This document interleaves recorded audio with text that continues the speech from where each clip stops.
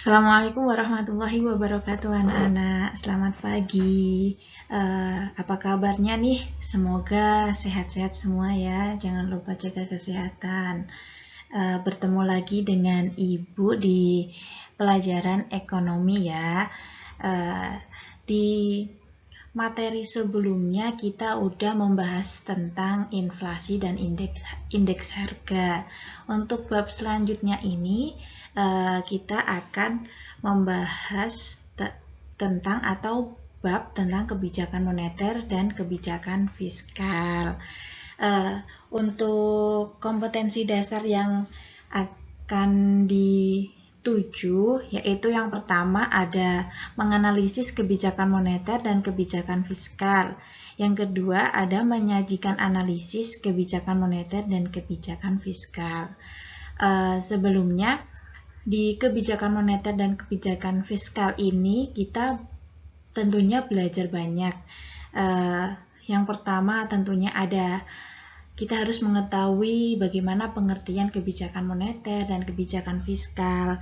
Terus juga kita nanti akan belajar tujuannya, akan belajar instrumennya, perannya, dan fungsi dari kebijakan moneter dan kebijakan fiskal.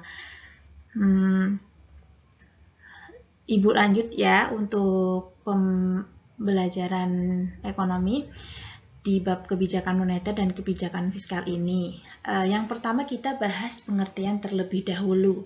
Nah, pengertian dari kebijakan moneter terlebih dahulu ya. Kebijakan moneter adalah sebuah kebijakan yang dikeluarkan oleh bank sentral dalam bentuk pengaturan persediaan uang untuk mencapai tujuan tertentu. Sedangkan kebijakan fiskal sendiri adalah kebijakan ekonomi yang dilakukan oleh pihak pemerintah guna mengelola dan mengarahkan kondisi perekonomian ke arah yang lebih baik atau yang diinginkan dengan cara mengubah atau memperbarui penerimaan dan pengeluaran pemerintah. Kita lanjut ke slide berikutnya. Kita akan membahas tentang tujuan dari kebijakan moneter dan kebijakan fiskal. Kita bahas kebijakan fiskal terlebih dahulu, tujuan dari kebijakan fiskal. Nah, yang pertama itu ada meningkatkan pertumbuhan ekonomi. Nah, meningkatkan pertumbuhan ekonomi sendiri bertujuan untuk meningkatkan pertumbuhan ekonomi secara maksimal karena berpengaruh besar dengan pemasukan atau pendapatan negara. Seperti contohnya itu bea cukai, pajak bumi dan bangunan, pajak penghasilan, devisa negara, impor, pariwisata, dan lainnya. Yang kedua, memperluas lapangan kerja atau mengurangi pengangguran seperti sekarang di tahun 2018 pengangguran sudah berkurang 140.000 jiwa. Yang ketiga itu ada mengurangi pengangguran, udah dibahas Ibu ya tadi.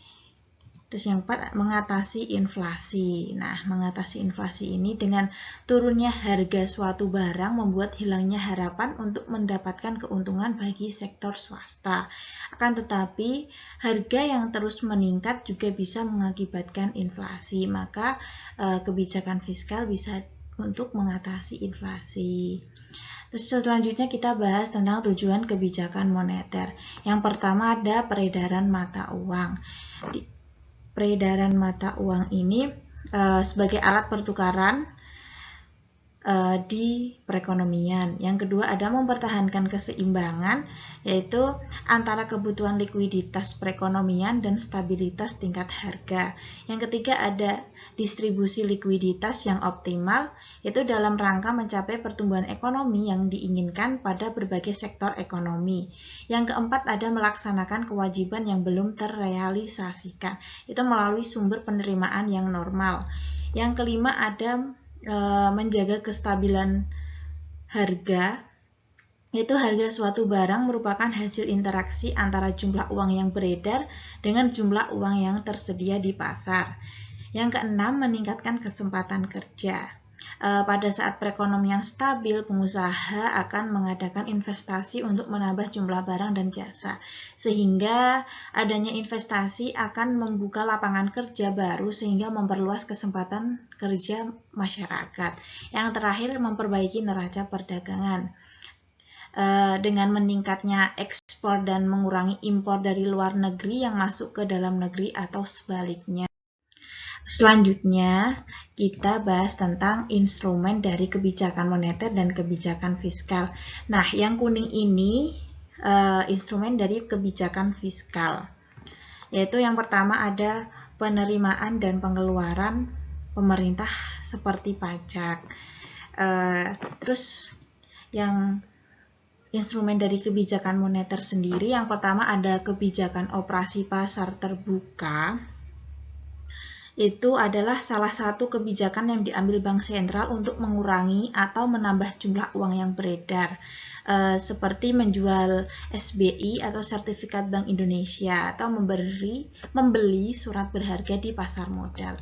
Yang kedua, ada kebijakan diskonto, merupakan pemerintah mengurangi atau menambah jumlah uang yang beredar dengan cara mengubah diskonto bank umum. Yang ketiga ada kebijakan cadangan kas, yaitu Bank Sentral dapat membuat peraturan untuk menaikkan atau menurunkan cadangan kas pada bank umum. Yang keempat ya ini, kebijakan kredit ketat, yaitu kredit ketat diberikan bank umum tapi pemberiannya harus benar-benar didasarkan pada 5C. 5C ini yaitu ada karakter, capability, collateral, capital, dan conditional of economy. Dengan kebijakan kredit ketat, jumlah uang yang beredar dapat diawasi. Langkah kebijakan ini bisa diambil pada saat ekonomi sedang mengalami gejala inflasi. Terus yang kelima, ada kebijakan dorongan moral. Nah, Bank Sentral dapat juga mempengaruhi jumlah uang yang beredar dengan berbagai pengumuman seperti pengumuman, pidato, dan edaran yang ditujukan pada bank umum dan pelaku moneter lainnya. Isi pengumuman, pidato, dan edaran dapat berupa ajakan atau larangan untuk menahan pinjaman tabungan ataupun melepaskan pinjaman dari penabung ya. Kita lanjut ke pembahasan selanjutnya, yaitu tentang peran kebijakan moneter dan kebijakan fiskal. Yang biru ini kebijakan moneter, yang nanti setelah biru ini ada yang warna orange, itu kebijakan fiskal. Yang pertama itu peran dari kebijakan moneter ada mempertahankan iklim investasi. Nah, rendahnya suku bunga bank akan mendorong orang untuk melakukan investasi atau usaha baru. Yang kedua ada memperluas kesempatan kerja. Nah, adanya kegiatan ekonomi berarti pula memperluas kesempatan kerja. Yang ketiga menciptakan pertumbuhan ekonomi yang tinggi. Kegiatan ekonomi yang berjalan baik menciptakan pertumbuhan ekonomi yang tinggi, tentu saja begitu ya. Yang keempat ada memperbaiki kondisi neraca pembayaran. Nah, neraca pembayaran nasional dikatakan baik jika mengalami surplus atau nilai ekspor lebih dari nilai impor. Yang kelima ada menjaga kestabilan nilai mata uang. Untuk menjaga agar nilai kurs mata uang stabil sesuai dengan harapan, maka Bank Indonesia melakukan kebijakan moneter seperti operasi pasar terbuka. Sebelumnya sudah Ibu jelaskan tentang operasi pasar terbuka. Selanjutnya ada menjaga kestabilan harga barang dan jasa. Nah, masyarakat membutuhkan keadaan di mana harga barang dan jasa tetap stabil sehingga dapat menjalankan usahanya berjalan dengan lancar.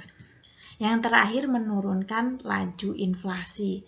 Apabila terjadi inflasi yang tinggi, maka Bank Indonesia dapat melakukan kebijakan moneter untuk menurunkan jumlah uang yang beredar. Selanjutnya kita bahas tentang peran dari kebijakan fiskal. Yang pertama menurunkan tingkat inflasi. Nah, penurunan inflasi dilakukan lewat penundaan atau pembatalan proyek pemerintah yang sedang berlangsung untuk mengurangi peredaran mata uang.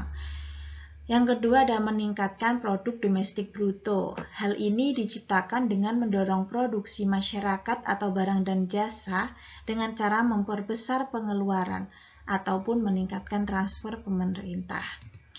Yang ketiga adalah mengurangi tingkat pengangguran. Nah, tugas ini dipenuhi lewat cara melakukan proyek pembangunan negara sehingga pemerintah dapat menciptakan lapangan kerja baru untuk mengurangi pengangguran di masyarakat. Yang keempat ada meningkatkan pendapatan masyarakat. Nah, peningkatan dapat dilakukan dengan menciptakan lowongan baru dari pembangunan proyek dan merekrut masyarakat sebagai pekerjanya. Yang kelima ada meningkatkan stabilitas perekonomian. Peningkatan stabilitas di tengah ketidakstabilan dapat dilakukan untuk mengurangi dampak internasional fluktuasi siklus. Yang terakhir ada mensejahterakan masyarakat. Peningkatan kesejahteraan masyarakat dapat dilakukan lewat pengangguran pengeluaran, pajak, pembelanjaan, dan pengaturan utang sehingga masyarakat lebih sejahtera. Pembahasan kita yang terakhir yaitu selanjutnya kita akan membahas tentang fungsi dari kebijakan moneter dan kebijakan fiskal. Yang pertama, kita membahas tentang fungsi kebijakan moneter terlebih dahulu, yaitu kebijakan moneter berfungsi sebagai instrumen atau cara untuk mempengaruhi perekonomian. Nah, kebijakan moneter sebagai sebuah cara dipergunakan untuk mencapai tujuan atau sasaran ekonomi yang diharapkan. Di antaranya adalah untuk mempercepat pertumbuhan ekonomi, mengatasi pengangguran, memperbaiki neraca pembayaran yang defisit, dan menjaga stabilitas nilai uang. Nah, untuk tujuan tersebut sebelumnya sudah kita bahas ya, udah jelas sekali. Selanjutnya kita akan membahas tentang fungsi dari kebijakan fiskal. Yang pertama ada fungsi otoritas. Nah, fungsi otoritas adalah ketika anggaran negara menjadi pedoman untuk mencari pendapatan dan belanja untuk tahun yang bersangkutan atau untuk tahun yang akan datang. Yang kedua ada fungsi stabilitas. Nah, fungsi stabilitas ini yaitu ketika anggaran pemerintah menjadi alat untuk memelihara dan mengupayakan keseimbangan fundamental perekonomian. Yang ketiga ada fungsi perencanaan. Nah, fungsi perencanaan merujuk ketika anggaran negara menjadi dasar bagi manajemen dalam merencanakan anggaran tahun yang bersangkutan, seperti merancang anggaran dari suatu negara tersebut, seperti mau membuat rancangan anggaran biaya tahun ini, kita juga ada referensi di tahun sebelumnya. Yang keempat itu ada fungsi distribusi. Fungsi distribusi yaitu ketika kebijakan negara membuat kebijakan anggaran dengan adil dan rasa kepatutan. Di mana dikatakan adil, suatu negara dalam membuat suatu kebijakan tidak memandang setengah-setengah. Semua dipandang dengan rata, dengan tingkat seimbang antara satu dengan satu yang lainnya. Yang kelima ada fungsi pengawasan. Nah, fungsi pengawasan merupakan ketika anggaran negara menjadi pedoman untuk menilai apakah kegiatan penyelenggaraan pemerintah negara sesuai dengan ketentuan yang telah ditetapkan. Di mana fungsi pengawasan ini jika adanya suatu tidak kesesuaian dengan rencana awal dengan suatu pelaksanaannya, maka perlunya adanya suatu tindakan lebih lanjut dari fungsi pengawasan itu sendiri. Yang terakhir ada fungsi alokasi. Fungsi alokasi adalah ketika anggaran negara dialokasikan untuk tujuan mengurangi tingkat pengangguran dan pemborosan sumber daya, serta menambah efisiensi dan efektivitas perekonomian negara, di mana fungsi alokasi ini seperti memberikan realisasi anggaran ke suatu kegiatan yang sudah Ibu jelaskan tadi, seperti mengurangi, dengan bertujuan untuk mengurangi tingkat pengangguran dan lain-lain itu. Dimana pada materi kebijakan moneter dan kebijakan fiskal pada hari ini Ibu cukup sekian, dimana untuk kesimpulan dari pembelajaran hari ini itu semua permasalahan di suatu negara pasti ada jalan keluar untuk mengatasinya. Seperti sebelumnya kita sudah membahas tentang inflasi, bahwa inflasi itu sendiri ada suatu masalah yang begitu besar bagi suatu negara. Jadi inflasi itu sendiri bisa diatasi melalui kebijakan-kebijakan ini ya teman-teman. Enggak inflasi juga, pengangguran juga, defisit anggaran juga bisa diatasi dengan adanya kebijakan moneter dan kebijakan fiskal ini. Untuk itu, pepatah juga mengatakan bahwa suatu masalah itu pasti ada jalan keluar. Semua kehidupan, semua